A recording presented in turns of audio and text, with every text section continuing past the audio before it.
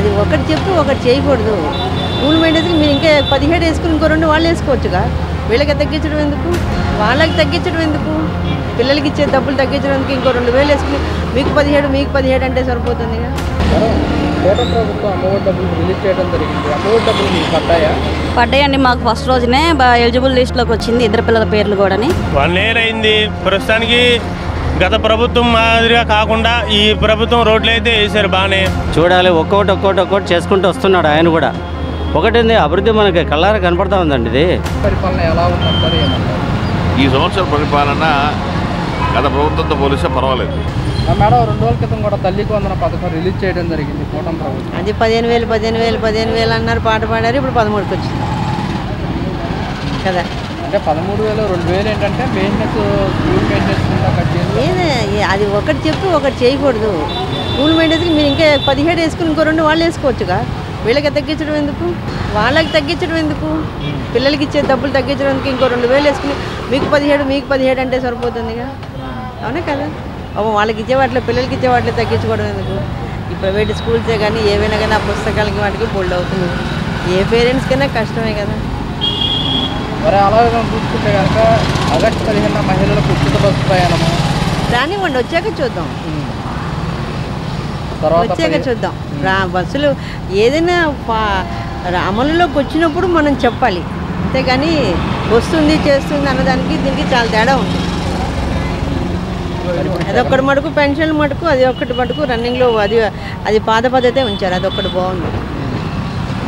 పెద్దవాళ్ళు వాళ్ళ ఇబ్బందులు పడకుండా ఇంటికి తీసుకొచ్చి ఇస్తున్నారు.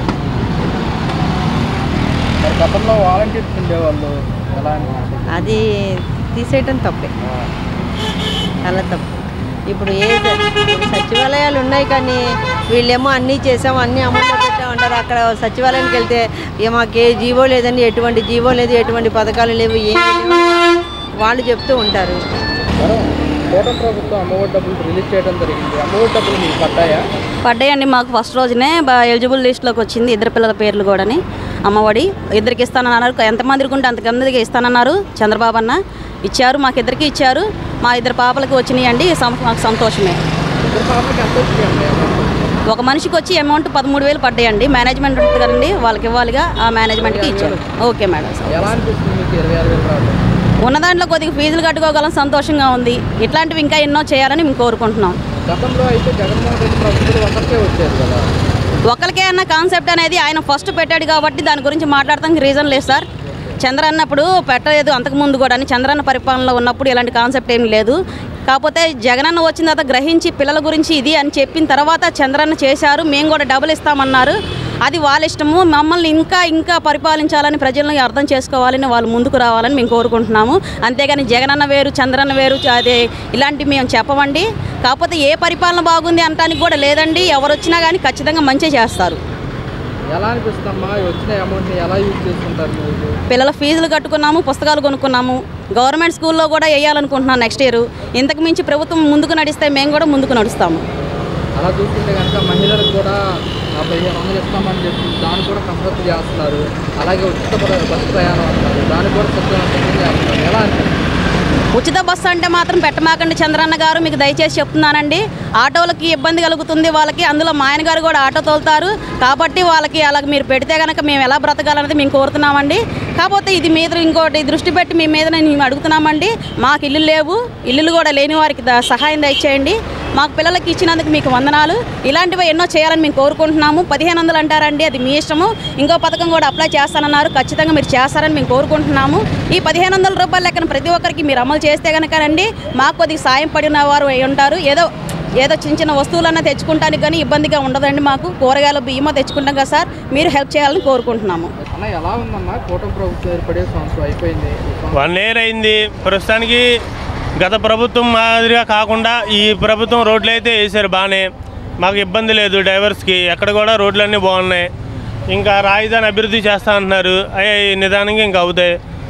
తర్వాత అన్నా క్యాంటీన్లు పెట్టారు, నిరుపేదలందరికీ ఆకలి తీరుతుంది.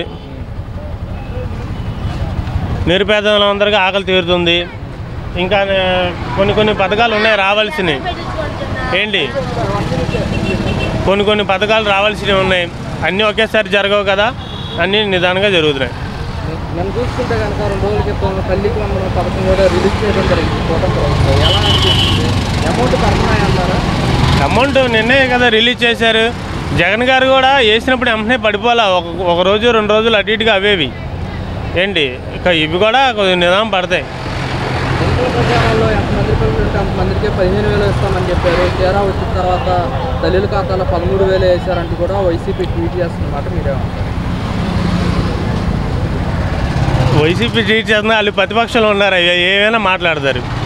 వాళ్ళు ఏది చేసినా మాట్లాడతారు. వాళ్ళు మంచి చేసినా మాట్లాడతారు, చెడు చేసినా మాట్లాడతారు. చెడు చేస్తే ఎక్కువ మాట్లాడతారు, మంచి చేసినా సరే అది అలా కాదు ఎలా అని మాట్లాడతారు.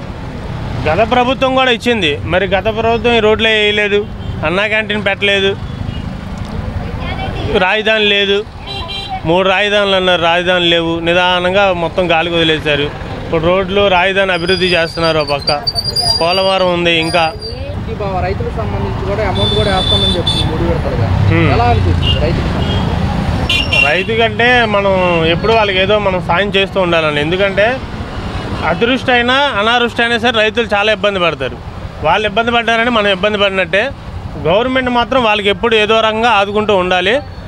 చంద్రబాబు గారు వేస్తున్నారు కాబట్టి కన్ఫామ్గా వేస్తారు.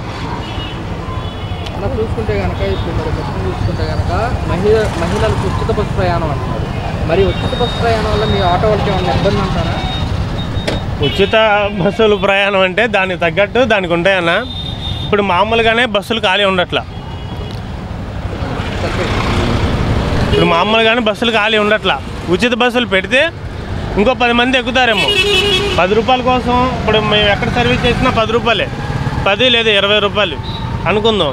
వాళ్ళు అరగంట గంట సేపు నిలబడి వెళ్ళే అయితే ఉండవు. ఉచిత బస్సు అందరూ ఎక్కరన్నా, వాళ్ళు పెట్టినా అంత సక్సెస్ అవ్వదు. మాకైతే ఇబ్బంది ఏమి ఉండదు, మాకుంటాయి.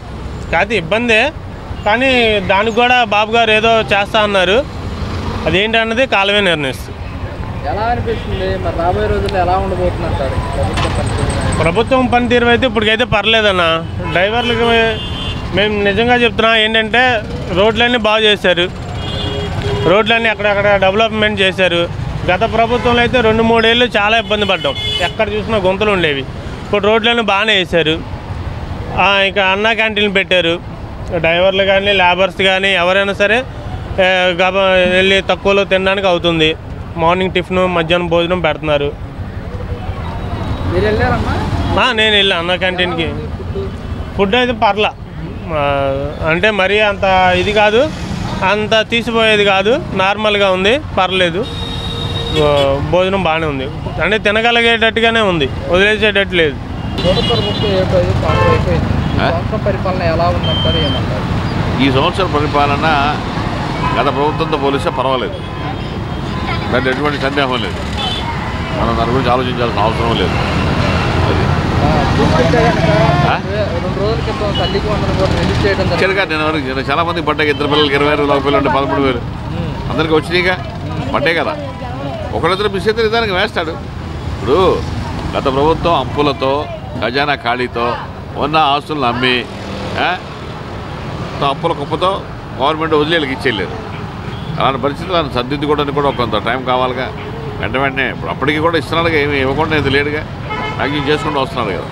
సో ఈ ప్రభుత్వం అయితే 90% బాగుంది, గతంలో కూడా బాగుంటుంది. అన్నీ చెప్పిన సూపర్ 6 నెరవేరుస్తాడని మాకు నమ్మకం అయితే ఉంది, నో డౌట్.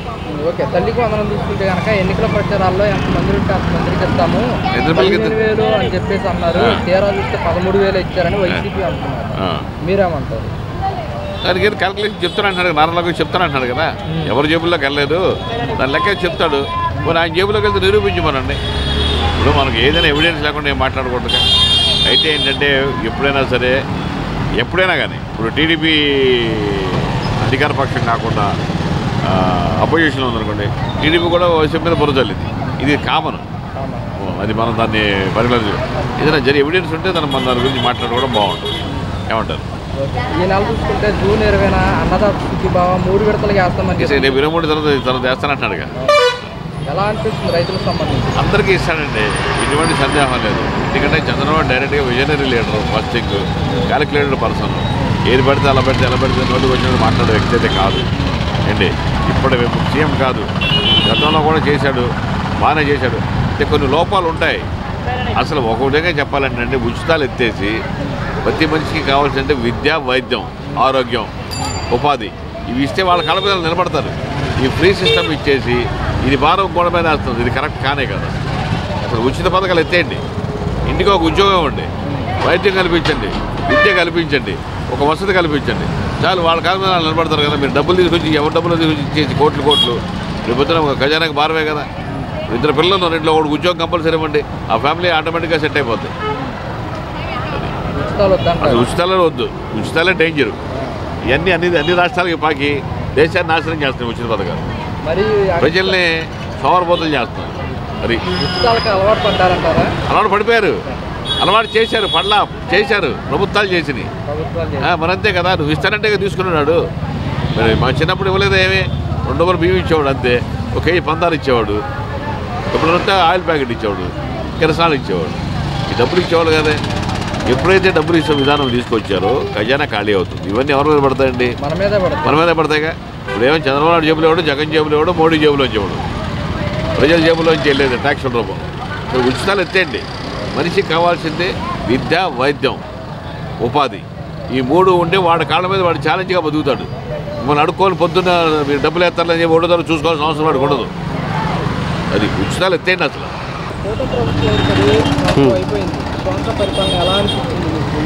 చాలా బాగుందండి. ఎందుకంటే నేను కూడా ఒక రిటైర్డ్ ఎంప్లాయీ, నేను పెన్షనర్. నా పేరు వెంకటేశ్లు, మాది అనంతపురం జిల్లా. కానీ గత ప్రభుత్వంతో పోల్చుకుంటే చాలా మెరుగైందండి. ఎందుకంటే ఒక స్వేచ్ఛాయుత వాతావరణంలో తీసుకొచ్చారు చంద్రబాబు గారు. అది మనమందరూ కూడా అది చాలా మనము సంతోషించదగ్గ విషయం అండి అది. కాకపోతే మీరు ఇందాక అడిగినట్లు తల్లికి వందనం ఈరోజు నిన్న వేశారు, ఈరోజు తల్లుల ఖాతాలో పడ్డా అంటున్నారు. అదైతే మనకి ఇంకా సరిగా తెలియదు, పేపర్ కూడా చూడాలి. దాని తర్వాత ఇంతకుముందు గతంలో ఉన్నటువంటి ఆయన ఇచ్చినటువంటి హామీల్లో ముఖ్యమైనది ఏంటంటే వృద్ధులకు పెన్షన్. ఆ వృద్ధులకు ఇచ్చేటువంటి పెన్షన్ ఒక్కసారిగా అది 4,000 చేశారండి. అది కూడా చాలా సంతోషించదగ్గ విషయము. వృద్ధులకు చాలా మంచి చేస్తుంది, కొంతమందికి చాలా ఆసరా కూడా అది. తర్వాత ఇప్పుడు చేయబోయేది ఏంటంటే ప్రభుత్వ ఉద్యోగులకు కానీ పెన్షనర్స్ కానీ ఈ మధ్య కొంచెము వాళ్ళకి అటో ఇటో ఉన్నారు కొంచెం. కాబట్టి అది కూడా చేస్తారని ఆశిస్తున్నాము. చాలా బాగుందండి ప్రభుత్వం. మాత్రం దాని గురించి మనం ఆలోచించదగ్గ విషయమే. చాలా బాగుంది ప్రభుత్వం.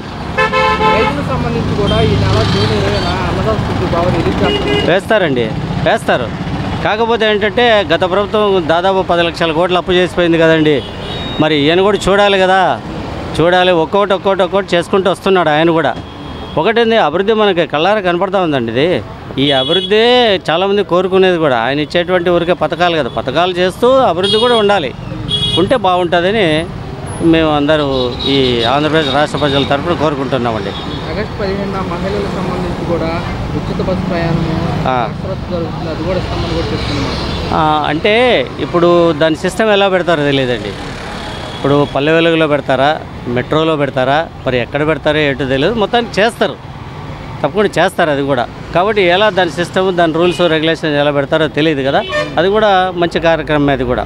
మరి ఇప్పుడు ఇలా మహిళలకు ఉచిత బస్సు పెట్టడం వల్ల మరి ఆటో వాళ్ళకి ఏమైనా ఇబ్బంది? అంటే ఎవరికి జరిగేది వాళ్ళకి జరుగుతుందండి. ఇప్పుడు ప్రతి ఒక్కరికి జరగలేదు. భగవంతుడు ఎవరికి ఇచ్చేది వాళ్ళకి ఇస్తాడు. ఇలా ఇప్పుడు తెలంగాణలో జరుగుతూ ఉంది, అక్కడ ఆటో వాళ్ళు బతుకుతున్నారుగా. ఎవరు జరిగేది వాళ్ళకి జరుగుతుంది.